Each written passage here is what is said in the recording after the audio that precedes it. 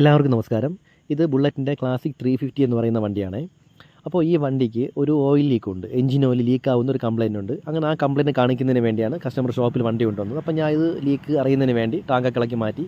അപ്പോൾ ടോപ്പ് ഭാഗത്ത് ഹെഡിൻ്റെ ഭാഗത്തു നിന്നാണ് എഞ്ചിൻ ഓയിൽ ലീക്കാവുന്നത്.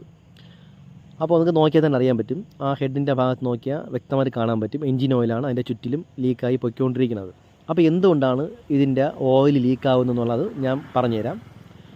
അപ്പോൾ ഹെഡിൻ്റെ ടോപ്പിൽ കാണുന്ന രണ്ട് കവറില്ലേ, ഹെഡ് കവറാണ്. രണ്ട് കവറുണ്ട് രണ്ട് ഭാഗത്തായിട്ട്. ഒന്ന് അതിൻ്റെ നേരെ ഓപ്പോസിറ്റ് കാണുന്ന ഈ കവർ, ഇത് ടോപ്പ് കവറാണ്.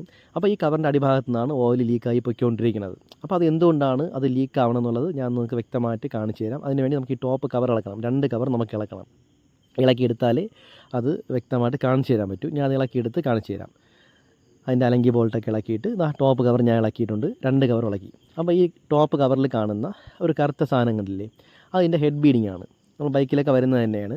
ബൈക്കിലൊക്കെ ഒറ്റ ടോപ്പ് കവറായിരിക്കും വരുന്നത്. ഹെഡ് കവർ ഒറ്റ പീസായിരിക്കും, ഇതിൽ രണ്ട് പീസായിട്ട് വരും. അപ്പം ഈ കാണുന്ന ഹെഡ് ബീഡിങ്, ഈ ഹെഡ് ബീഡിങ്ങിന് തേയ്മാനം വരുന്ന സമയത്താണ് എൻജിൻ ഓയിൽ ലീക്ക് ആവുന്നത്. ബൈക്കിനെ അപേക്ഷിച്ച് ബുള്ളറ്റിലൊക്കെ ഹൈ ഫോഴ്സിലാണ് ഓയിൽ അടിച്ച് മുകളിൽ ടോപ്പിൽ വരുന്നത്.